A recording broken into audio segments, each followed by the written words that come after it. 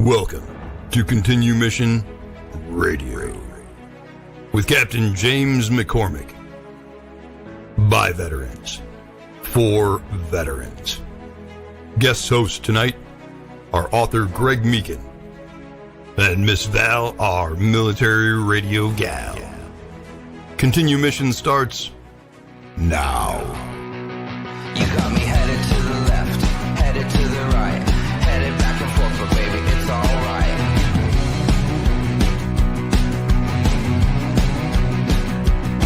You got me going to the east, going to the west, going up and down, cause baby, you know best.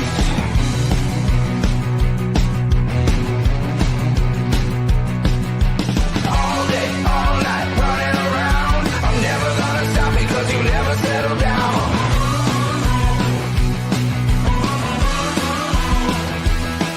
Got me shooting into space, flying at the sun. I'm never coming back cause baby you're the... Good morning, America. Good morning, world. It's Wednesday, February 4th, and this show is coming to you from the great state of Arizona. I'm Val Olson, and this is another rapid deployment of Continue Mission on the Veteran Channel. I'm here today at my kitchen table as usual with the one and only Greg Meekin. We have an exciting guest today from the Seattle area, and I'll let Greg introduce him a bit later. For more than a decade, Continue Mission has been produced by veterans for veterans. So let's light the fuse. Let's buckle up, everyone. Welcome back to Continue Mission. Greg Meekin, what is on your heart today? Val Olson, Val Olson, Miss Val, our military radio gal. What's on my heart today? The Seattle Seahawks are on my heart today. Side note, lighthearted. Seattle Seahawks are on my mind today because they're playing a little football game on Sunday. Everyone in the world will get to know the Seattle Seahawks and a gentleman named Mike Macdonald. There's a new one for you, Val. Head coach of the Seattle Seahawks, 38 years old. He is so busy, he has assigned 3 hours per week, 1 day a week, 3 hours per week, to be alone with his wife and his toddler, Jake. His wife, Stephanie, and his toddler, Jake. 3 hours per week, everyone. When Mike Macdonald is 67 years old, I pray he's doing a broadcast and has all the time in the world to spend with his family. So that's on my heart a little bit, just talking Super Bowl. Imagine that. Seahawks are in the Super Bowl. And I proudly say that I was a 12. I was a Seahawks guy before it was cool. Oh my God, Val Olson with your secret crypt of photo archives. That is circa 1983, Greg Meekin, Seattle Seahawks, number 12. I don't know how old our guest was in 1983, but we'll check that out. Funny thing is, seriously, came to Seattle and I was a sports nut, but I totally was bought into not only a cool new team, but a culture. And people will learn about business culture, Mike Macdonald, and a lot of stuff by Sunday. I don't follow anything to do with Super Bowl on TV. I don't need it to hear anything. I'm interested in one thing, 60 minutes. 60 minutes on Sunday. That's all I care about. This year, there's one exception. At noon, I'm going to be tuning into the Puppy Bowl. Val, the Puppy Bowl. If anyone hasn't seen it on commercials, okay, do the math. It's going to go down as the greatest marketing campaign in the history of American business. It's funded by Animal Planet, the dog food companies and stuff. But get this, Val, get this.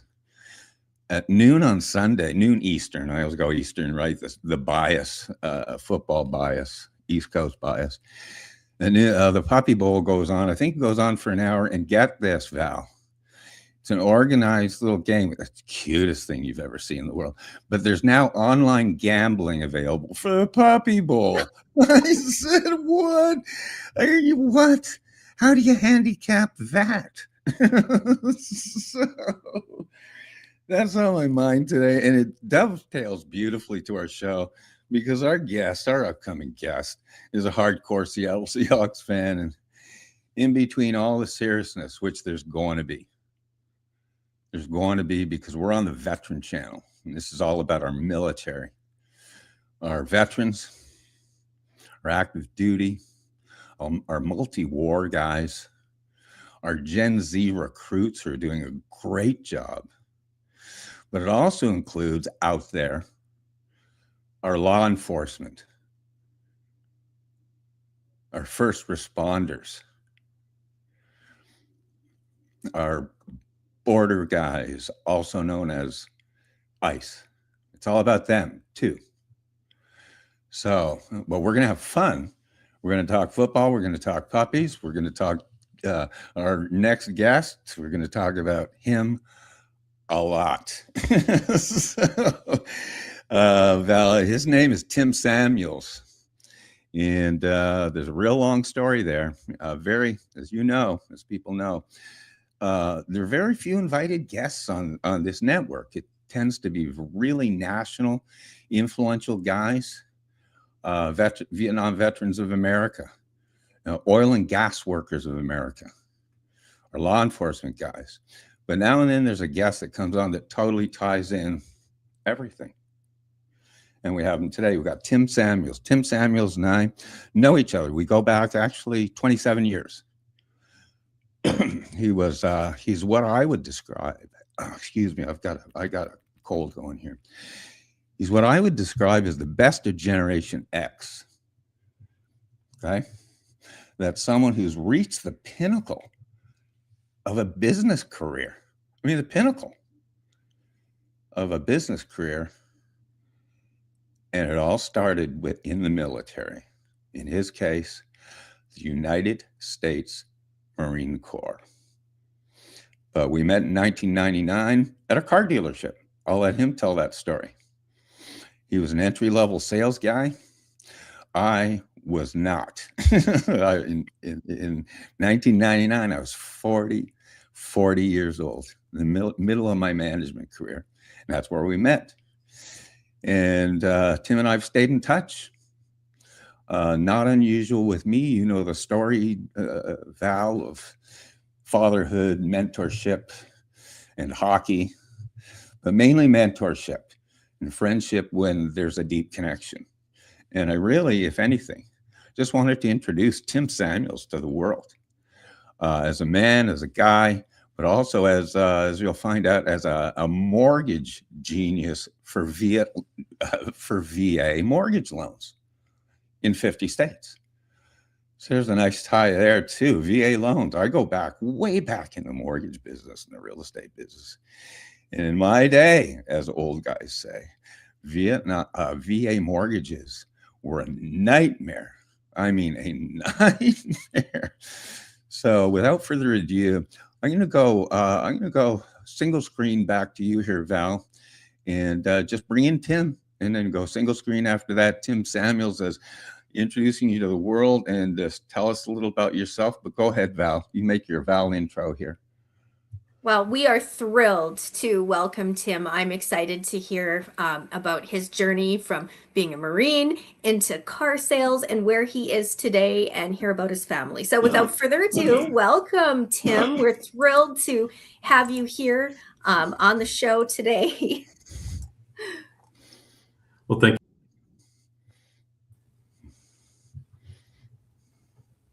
Issues. Greg, we are having some technical issues right now.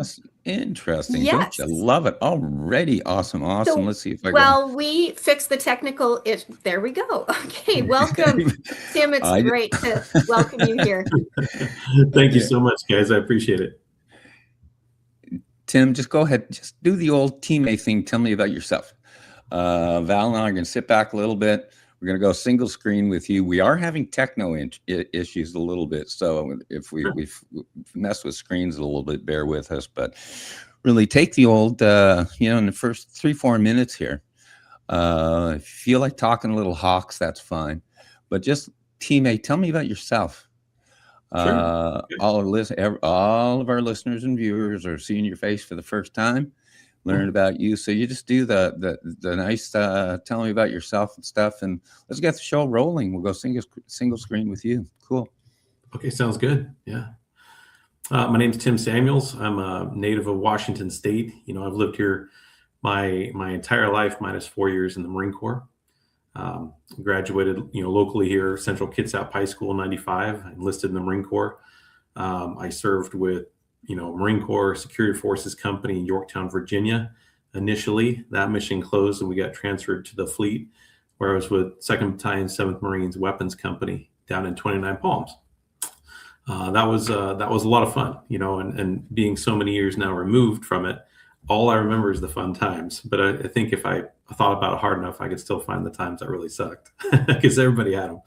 While I was there, I was a heavy machine gunner. We won the 1st Marine Division crew served weapons competition. So we got to be recognized as the best machine gun crew in the 1st Marine Division.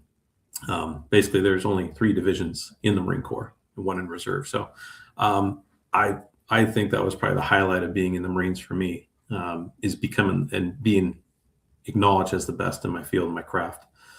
After that, after leaving California again, came home. That's actually where I met Greg. As I went in, I didn't know what I wanted to do. I thought about a career in law enforcement, and then I thought against it, because I was like, you know what? I put myself in a position to be shot at quite a few times. Never happened, thankfully. But I didn't think that I needed to do that again. So went into more of a retail, job. So that's where I met Greg. The biggest takeaway I had from Greg with selling cars is actually something I've always thought about, even now in the mortgage industry for 21 years, is credit and structure. And, we'd have maybe a credit challenge customer at the dealership, and, they'd pull credit and go, oh God, yeah, terrible, But then what I learned from Greg is he was a very good credit analyst, and he would analyze the whole situation and go, wait, this guy's actually, paid his house okay. His last car loan was okay. He would look at credit history and really analyze it and find a way, for this person that maybe had a bad time in their life, they're looking to get a car, just transportation, and he helped them out. And I always looked at that like, okay, there's just more to it than a credit score, which I thought was really encouraging. So I still consider those some of the practices I use today, because although we want to work with everybody who's got amazing credit, not everybody does, but they still deserve the chance. So that's my takeaway from working with Greg all those years ago. Since then, I've been in the mortgage industry now 21 years in January. Been quite a ride. Honestly, it hasn't been one career in 21 years. It's probably been 6. Because you've got booms, you've got busts, you've got, a great housing depression that happened way back then. You had a chance for people to buy up when, foreclosures were hitting the market. Then you had, higher rates, you had low rates, you had COVID, you had post-COVID, and now we feel like we're kind of in a normal market. So I've definitely learned to be flexible. I'm married, my wife, Jen, she's a wonderful woman.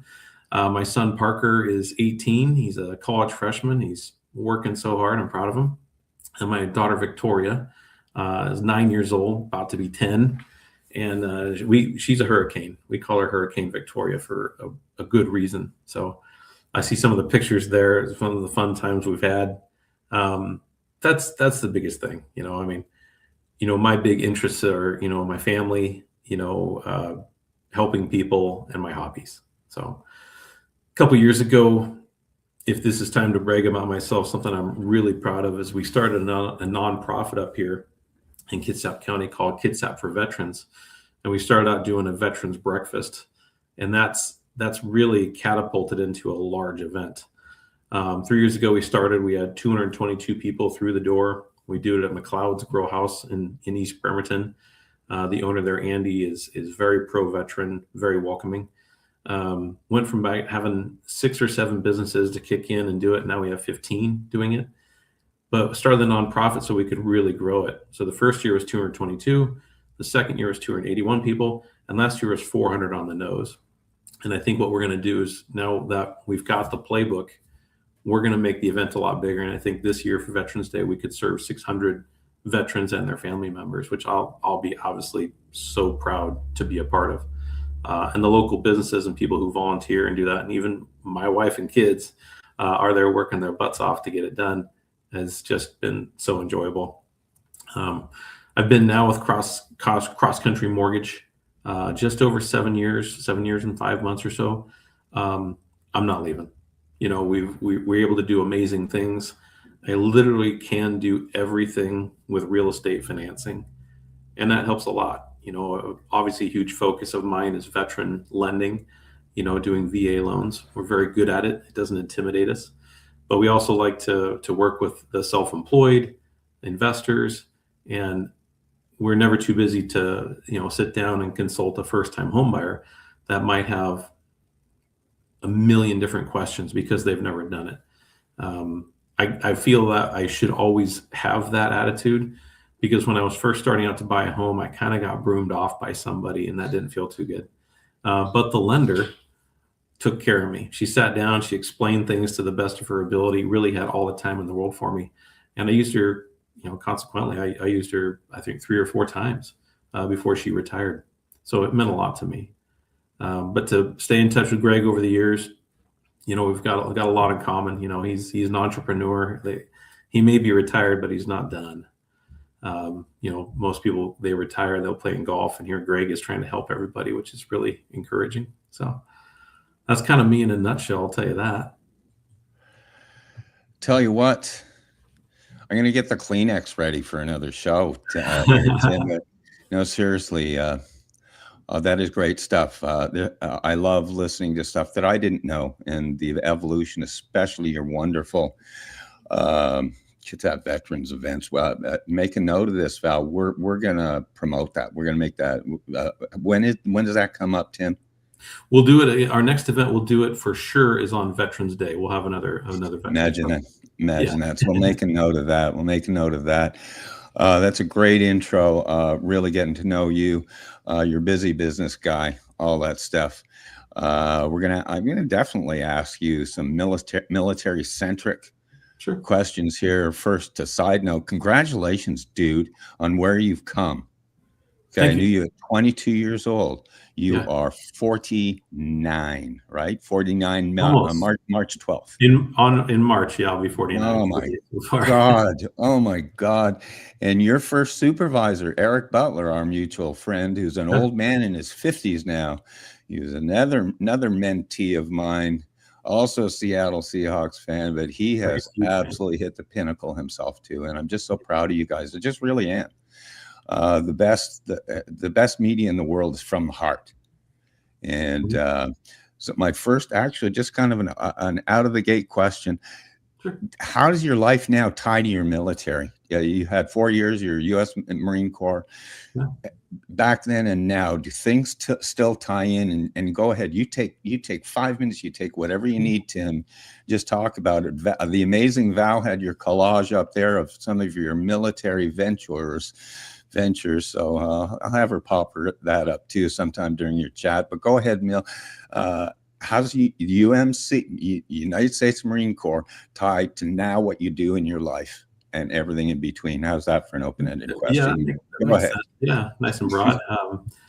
Well, the things that I learned in the Marine Corps were be on time and work hard, period. So I think that gets you an automatic edge in anywhere. If you're showing up prepared, on time, and you're ready to work super hard, you've probably beat 75% of the people just at step one. In the different industries and things like that, I constantly see people that probably let themselves down because they don't take the time to prepare. They're not ready to work hard to see the job done. They kind of quit them themselves, and that's something I learned, as a big differentiator for sure. How does it go in the mortgage business and the civilian sector? You have to learn how to treat people differently. When I was in the Marine Corps, it was the way only, and that's what you're going to do until the mission's done. Marine Corps, doctrine is mission accomplishment, troop welfare, in that order. The civilian side's different. You have to realize that people can quit. Like they can give their 2 weeks, they could resign immediately. So, working with people, stuff like that, and relationships, really matters, and I think I've worked super hard on that fact. And I can always tell some of the Marines that have, transitioned into civilian life that don't really get that part. They continue to kind of bark, and that bites them. There's a time and a place. You realize the dog doesn't have to bark to get attention. Tact and persuasion. Sometimes to get what you need done out of people goes so much further. So, with my kids, I've got pretty gentle kids, and I'm really glad for it. My son is, he's in college. He's really enjoying his classes. He's developed such wonderful study skills. And I was like, this is really good for you. And my daughter, I tease her that, yeah, she could join the Marine Corps. And then she teases me how her uncle was in the Air Force. I don't really want to hear that, but okay. Any way she does, it's fine with me. So no, those are things that really, can translate from the Marine Corps into everything we do. One thing I'll tell you that's what's weird is after being on the Marine Corps, if you see me in a hat, I will tell you it's one time a year, or if I wear a wristwatch, it's because it's like very, very formal. I got used to the sand being underneath the watch band, and that irritated me. And wearing a hat or a cover, something like that, because I had to do it no matter what, I've never gotten used to again. So just some kind of funny quirks, but the Marine Corps, it never leaves you. You don't join the Marine Corps, you become a Marine. You're not part of it. You were never a Marine. You are always a Marine.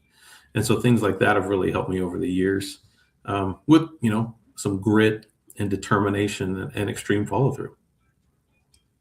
Oh, I love that. I want to jump in here, take the microphone for a minute, because that culture of becoming a Marine, it never leaves you. And can you talk about that? Because I want to say good morning and thank you to all of our heroes that are watching this morning on the Veteran Channel. But yes, you are the first to run. You see things differently. So talk about that and how that carries through even today. Well, we had some amazing training. I mean, there's some of the coolest things I ever did. I was in the infantry, in the Marine Corps. We were geared up several times. I was in from 1995 to 1999. I did not go to combat. And when I was fresh out of the Marine Corps for probably a couple of years, I was a little jealous of it. In fact, that we didn't go to, do our part. But then I kind of transitioned to it and going, no, I mean, I served, I signed up for my time, and, I think politics were a little bit different then. We weren't really going anywhere. And so I let that go, because I do have friends that have served and they served in combat, and they've got their own issues to deal with. We're here to support them, but I don't have that. I have, the fact that I didn't get to do something.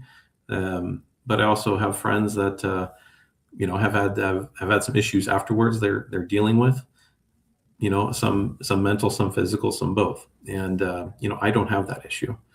So I'm proud to serve. I'd do it again. But we signed up to go do it. We, the closest we ever got was like bags packed aboard ship, ready. And, no, it never came. So that's been okay. But camaraderie, support, and always making sure that you saw to get the job done. There's an esprit de corps that you'll always carry with you, I believe. So it was fantastic. It's a benchmark in my life. My dad was a career Marine, 31 years as a sergeant major, even as a drill instructor. And I tell you, people go, oh man, did he spank your butt or something like that? No, never did. My dad would just, he would make you feel that you had messed up, and that was even worse than I think anything physical. So I always took that away from him. He never had to result to anything like that with me, even though he had obviously having gone to Vietnam, tours on the drill field, kind of a difficult upbringing when he was young. I always admired that he kept himself, to such a high standard. So try to do the same thing. As a taking you back to, down memory lane, right on that note, Tim Samuels. The first time I met you was 1999. Your sales manager at the time, Eric Butler, said, came into my finance office. He said, I need you to meet the new kid. And we do that 100 times, right? As men. Yeah. We went out and I met you. I remember it to this moment. I was at the Buick store. Mm-hmm. And I introduced myself and I said, first of all, wow, this kid's really wet behind the ears, man. This is a youngster. Right? You know, me and Eric were old car dogs.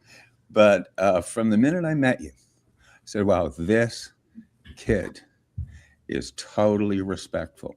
You literally were a yes, sir, no, sir person. Mm-hmm. You're groomed and dressed well. You're definitely ready for work. But most importantly, I said, I took from you, this guy wants to learn everything. And it was a different cat for the car business. But I took Eric aside. I said, this kid's a winner.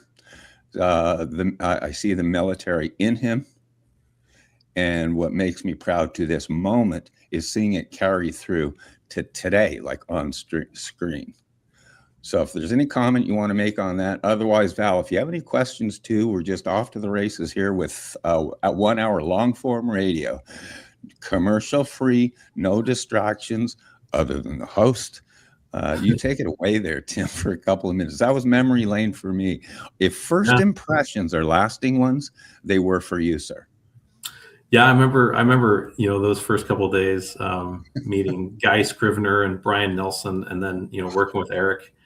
You know, and Eric, you know, he was in the trenches with us. You know, he'd come out, you know, boom, he's trying to sell a car, and you know, the guy was he was a grinder, you know, is a grinder, and he, you know, he's in a position now. He's very successful and moved up to I think he's the man, you know, like oversees all operations at an auto group. So yeah, he's very general manager. General manager, yeah. Yeah. When you want to talk to the boss, like it comes down to him. So he's done very well.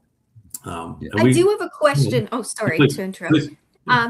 So we're talking about domestic and at home and the importance of serving in our community. And I love how Greg's saying you were yes, sir, no, sir. And our generation, Gen X, Gen Zs, what do you see today as a way to really serve at home, whether it be ICE, the military, but that patriotism and how does it come out for you?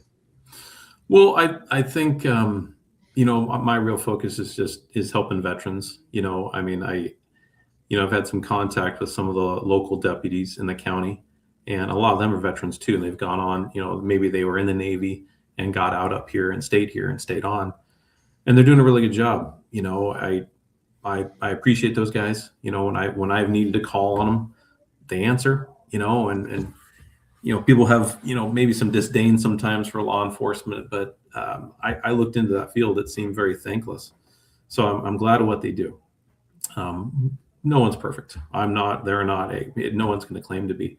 But I do appreciate the fact that, you know, I can, you know, if you ever needed to, you can call and they'll answer. That's huge. And I think, you know, my role is really to support veterans. You know, we started the nonprofit. You know, the Veterans Breakfast is just massive, and it's getting notorious in all the right ways because, you know, last year we had a county commissioner. His name's Orrin Root, retired Marine. We actually did recruiting duty for a half minute when we were, you know, young kids. He stayed in. He's been a MARSOC capable. He's been he's a Raider. You know, he's the man. Now he's a commissioner in the county. He came and spoke. We had the mayor of Bremerton come out, Greg Wheeler. He's a Navy veteran. He spoke, and we also through a lot of secrets and pulling some strings, we got Lieutenant General J.P. McGee to make an appearance and speak, and that was high level. Personally, I've never spoken to a what they call a flag grade officer. You know, if in the Marines it's generals, in the Air Force too, Navy it's the admirals and whatnot. wow, amazing guy, amazing career. He at one time commanded the 82nd Airborne. I mean, and that's a famous, obviously, unit. Everybody can think they know that one.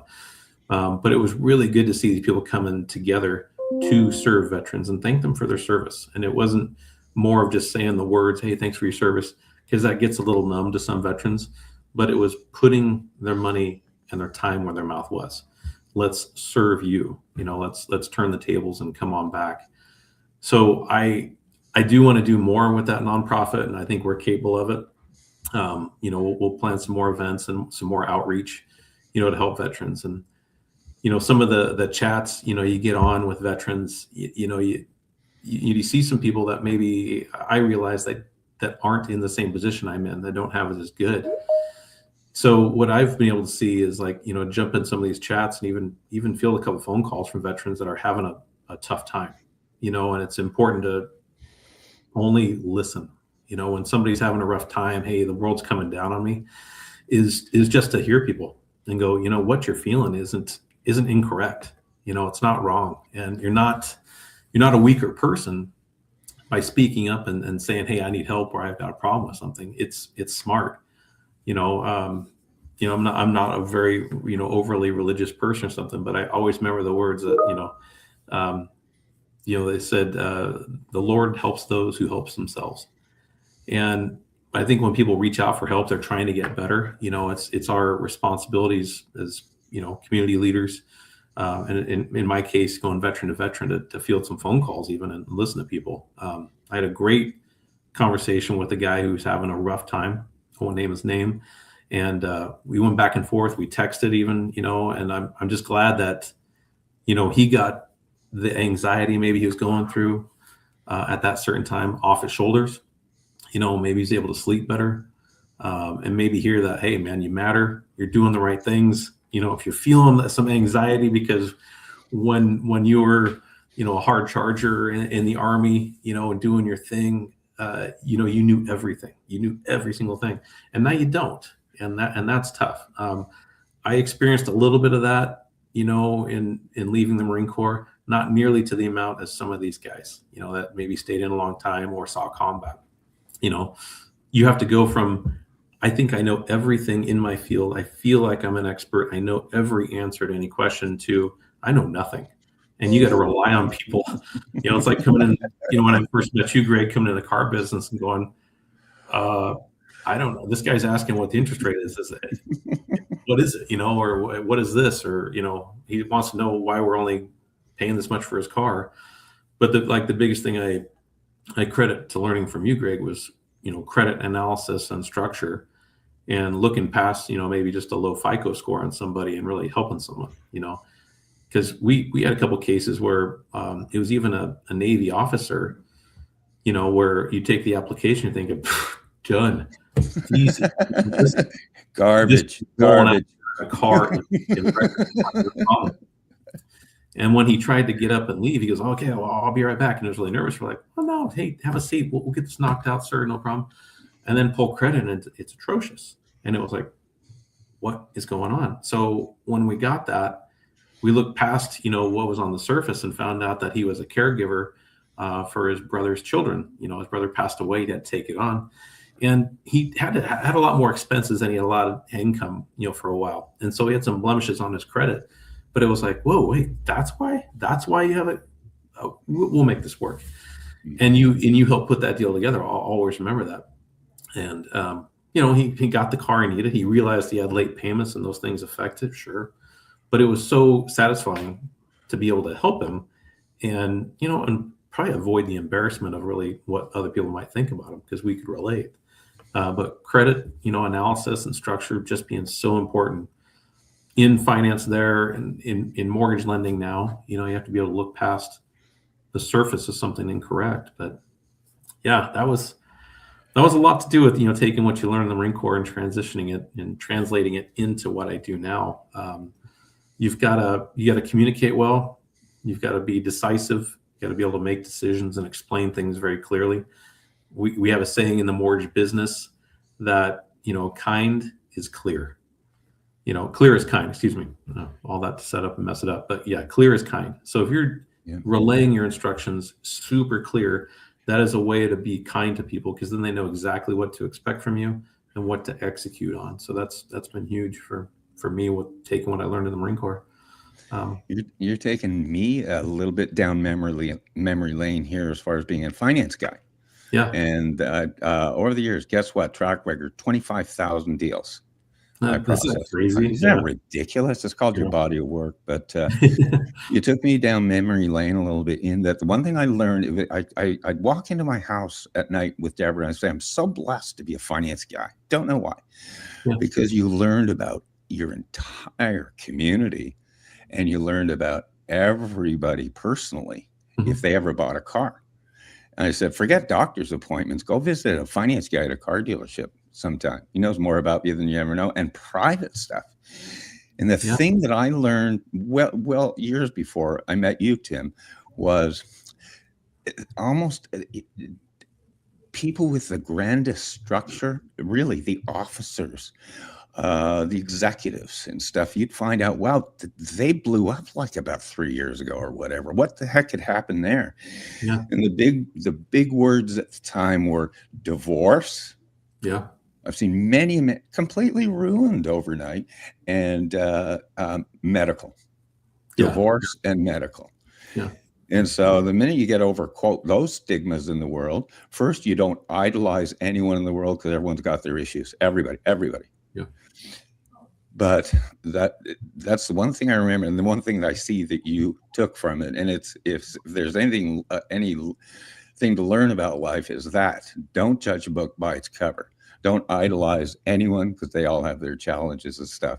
Anything you want to comment to, because you've seen it all. I do want to get into the nuts and bolts about how you work your VA loans and stuff, because I really like to get some of our boys out here calling you. Okay. And funny, I say we have you on there. I'm so excited to hear you're at the military epicenter, which people don't realize is the Puget Sound Naval Shipyard. Yeah, we're right in between Puget Sound Naval Shipyard. You know, they call it Naval Base Kitsap now because it incorporates, submarine base Bangor. There's most of the guys we deal with, Val and I are connected with, are in Washington, D.C. Oh, and DC, you talk commander, we're talking way up there. I mean, White House access guys. Yeah. So, but I want you to talk a little bit. It's Bremerton, Washington. Yeah. Captain James McCormick had barely heard of it, I think, whatever it was. This is a military epicenter. Crazy. Navy guys, take a few minutes and talk about Bremerton and the Navy, the military centric, and really how, once again, it's affected your business life. I mean, it affects my business life because the military is the economic backbone of this area too. We're isolated, pretty well from other shifts in the market because, well, let's face it, until there's world peace, there's an industry here that's never going away. Naval submarine base Bangor, huge. I mean, talk about the other places around here. You've got Keyport, where they test torpedoes, a torpedo facility. You've got, Indian Island, it's a munitions depot. You've got Fort Lewis down south, Joint Base, Lewis McChord. You've got, Army, and you've got Air Force. There's reserve units scattered around. There's even some Marines up at Bangor doing security forces, small cadre, probably a battalion size.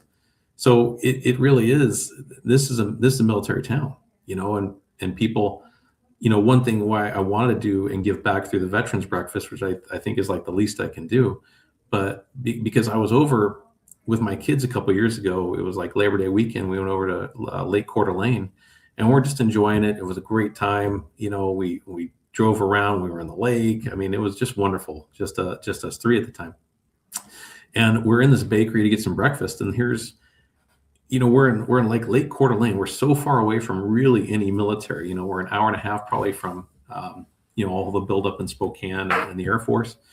And they're celebrating veterans right there. They're like, hey, we're having a huge veterans breakfast. And I was like, how are they doing a better job appreciating, the people that keep us safe, rather than here we are at the epicenter. We have to be doing that too.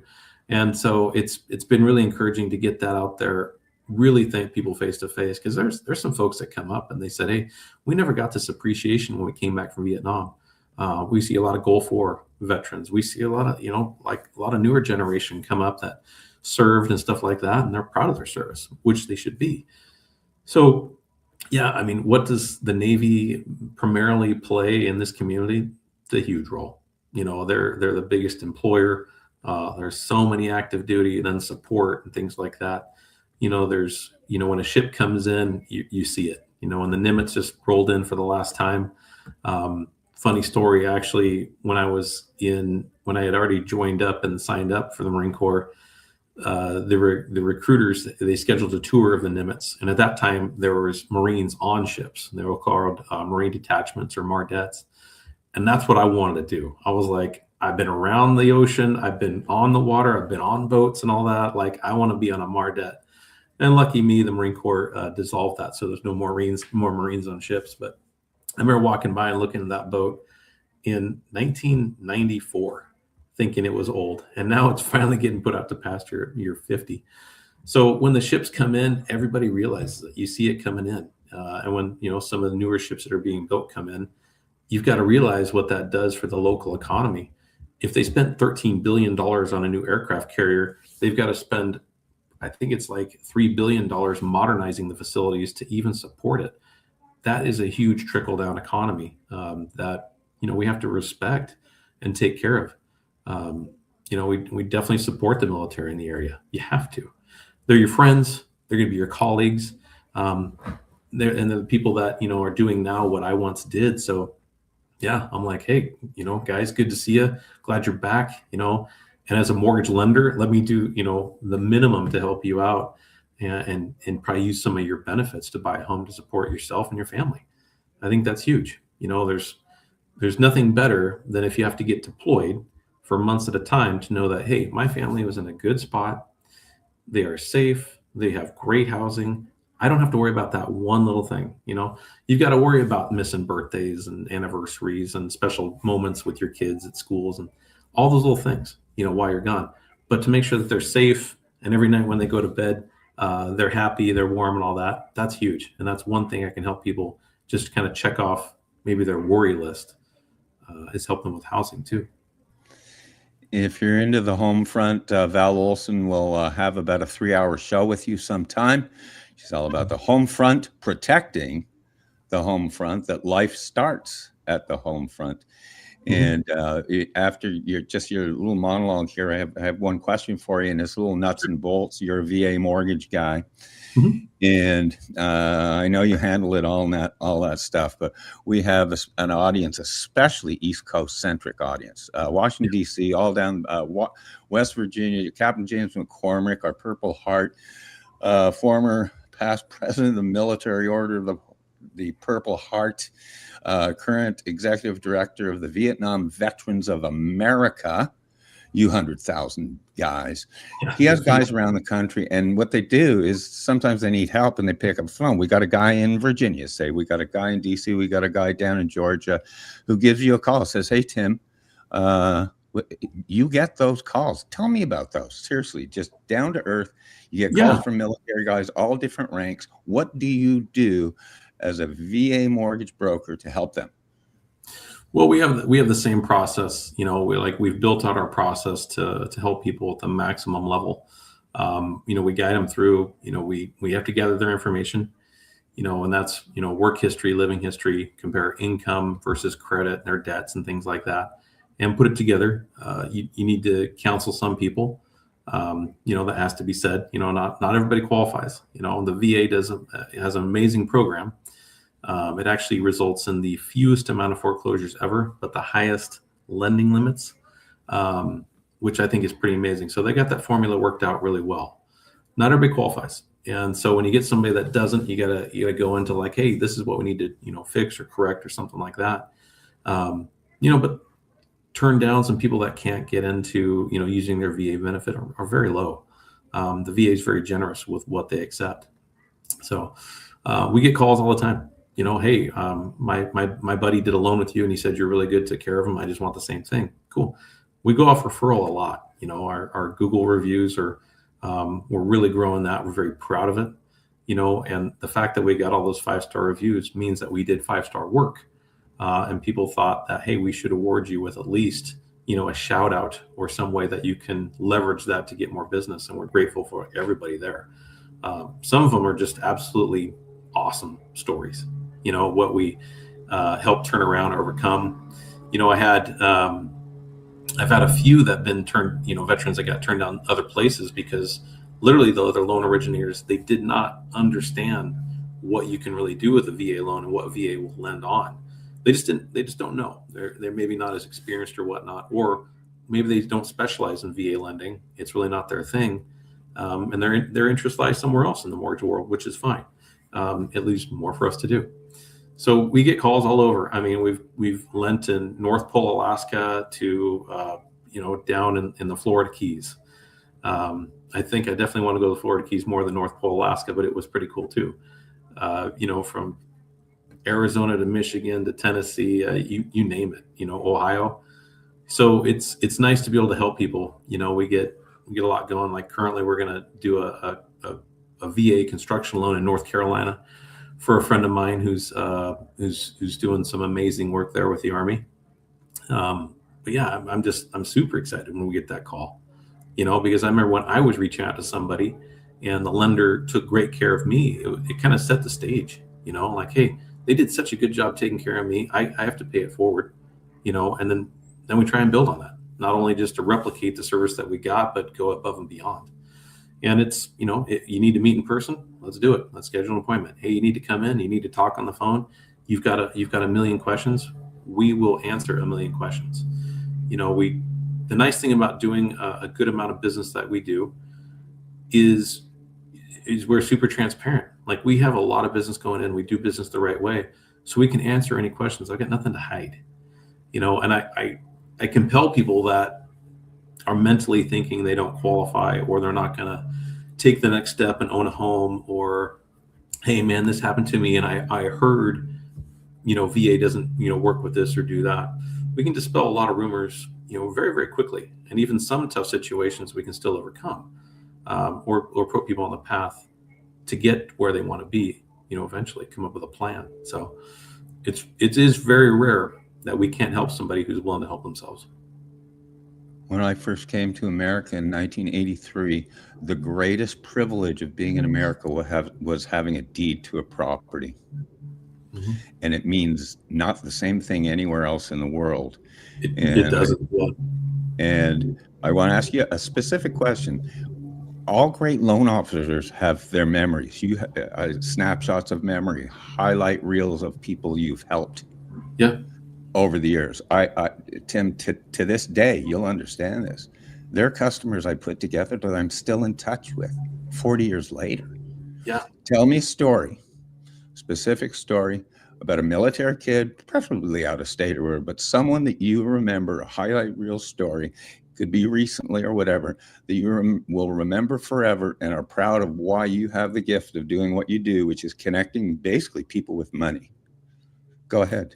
Yeah, let's see. One of the tough cases is probably helping a veteran that became self-employed, and he didn't actually fit into where he was, where he could use his VA benefit.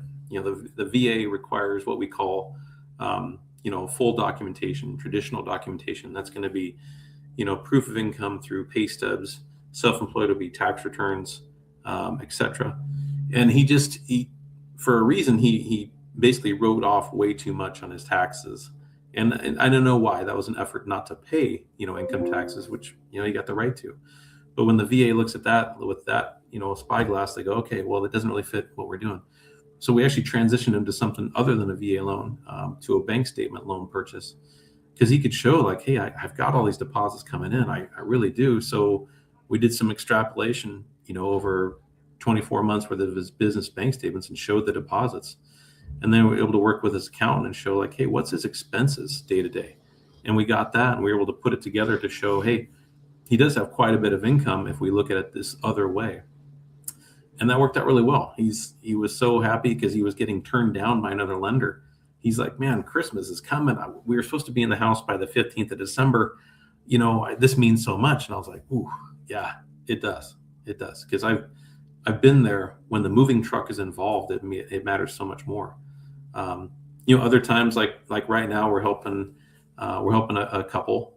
They're engaged, not married. And so when they bought this house originally about a year and a half ago, the other mortgage lender didn't step up and say, hey, the VA requires, they lend to married couples basically. Now, if you're not married, what they'll do is they'll lend 100% to the veteran and they'll do 75% to the non-veteran, okay? Because they want that down payment guarantee. Now, VA doesn't care where the down payment or equity comes from. It can be a gift, it can be a grant, it can be whatever. The veteran can be the one making the down payment. So they ended up going through and they made a 20% down payment on a property. And they came to me to go, hey, we got referred you to refinance. I'm going through it and I did some fact finding. And I was like, why didn't you just use your VA benefit the first time? You put down enough money, you did all that. And they go, we were never told we could do that. No one's ever said that. And this last lender never even asked us a question if I, about my VA benefit, even though he's in the reserves currently, and some of his income came from VA disability, so it was so odd. So that's really refreshing now to be able to help situations like that too, where people just don't know the extent of what their benefit can get them, how they can leverage it. And there's been the ones too, where it's been nice to be able to, we can close a VA loan extremely fast too. We've closed a few in 9 days. Now, every single thing went to plan, but we coordinated in advance, with their agent. We had all the documentation we needed, and we did not miss a beat. And so we convinced people and sellers to take our VA loan over somebody paying cash. We beat out cash offers with a VA loan, and a lot of people think agents have the misguiding of like, hey, it's very difficult, it's very expensive, and it's very slow. And we proved all three wrong. That was awesome. I love the culture of picking up the phone because you genuinely care and everyone matters. And so for our friends that are watching at home and, there's concern or their problem seems too big, what advice do you have for them just to where to start, how to do this? That's my advice for them is always like, let's say you've got concern if you can use your benefit, if you qualify, things like that. Well, let's say your field is you're a diesel mechanic. You probably know everything about repairing diesel engines. I know nothing about diesel engines besides what type of fuel to put it in.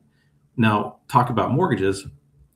I tend to know everything about it. So come to the professional and let me help you. Let's find out, because you have to start somewhere. If you're just sitting on it and mentally bombarding yourself of why you're denied and why it won't work, then you're right, it won't work.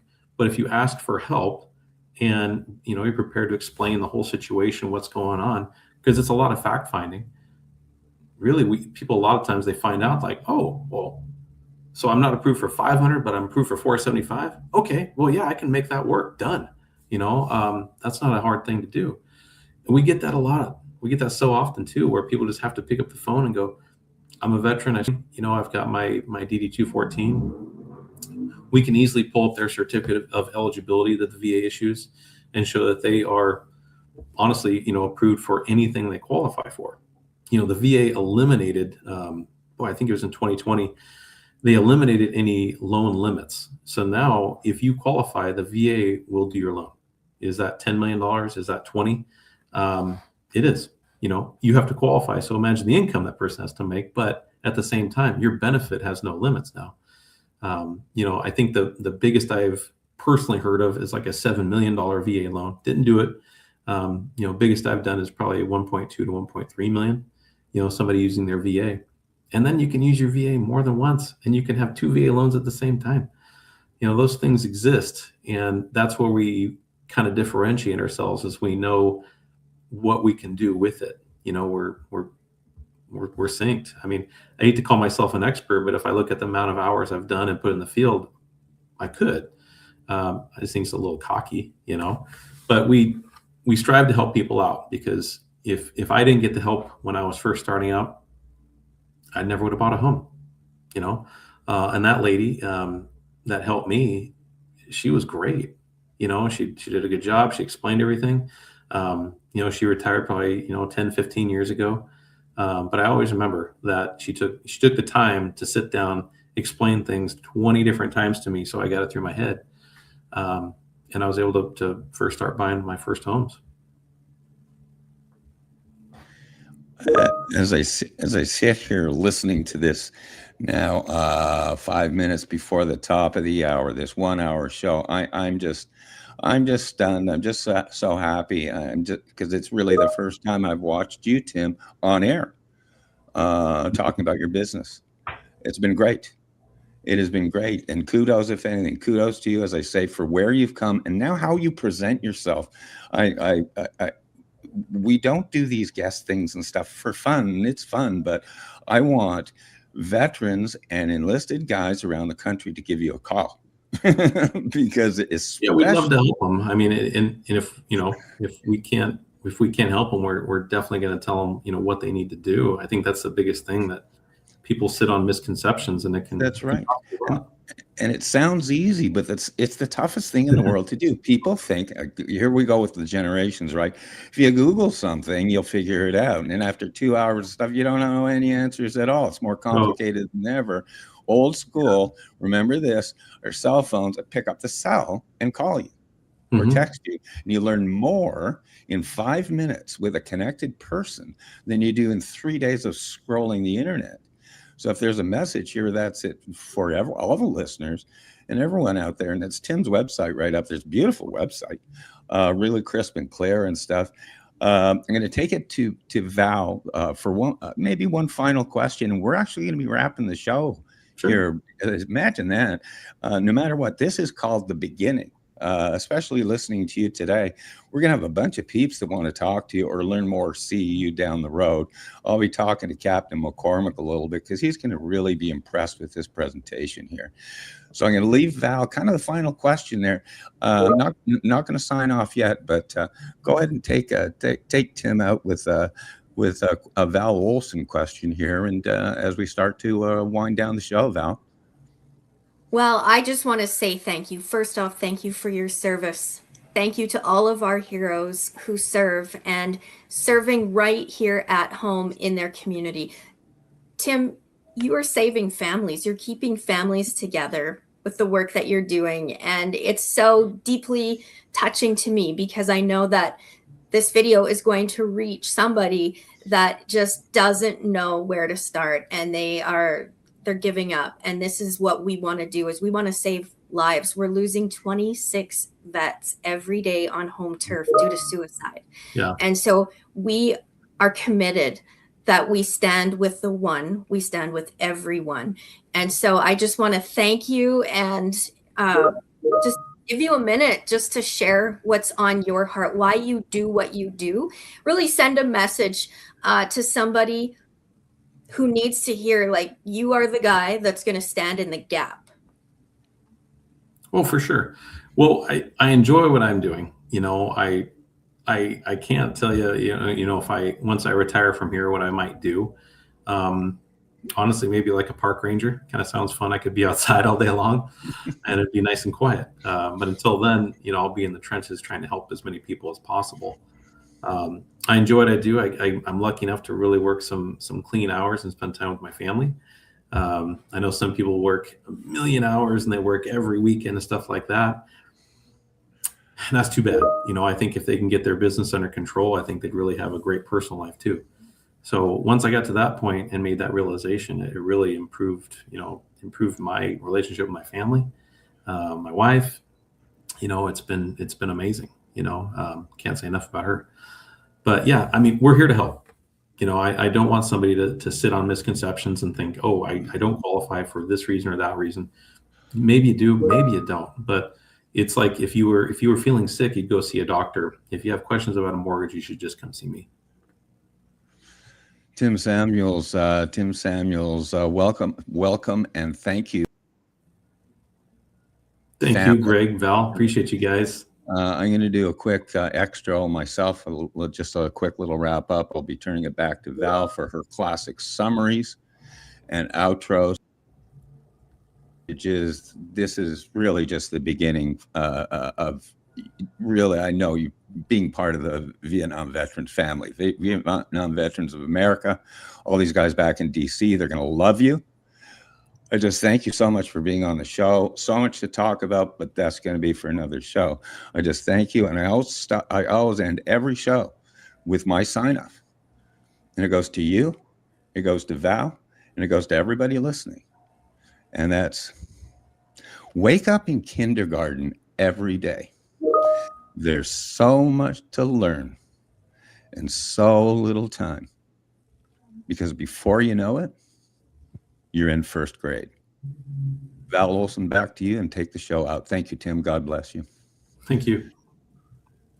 Well, thanks so much for joining today, everyone. It's been just an incredible day. It's been an honor getting to know today's guest and new family member of the Veteran Channel, Tim Samuels. As you have heard, Tim is a VA loan guru, and he serves all 50 states.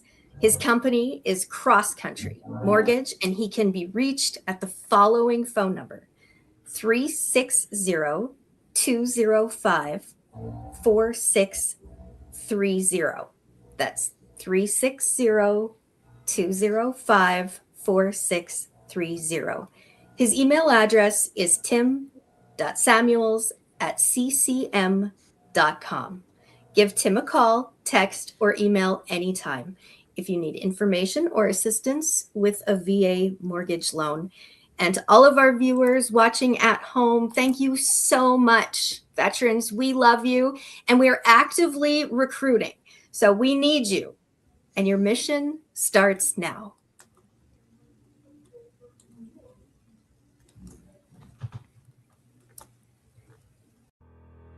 Welcome to Continue Mission Radio with Captain James McCormick.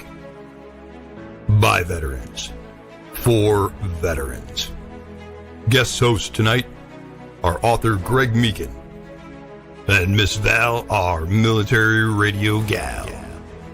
Continue Mission starts now.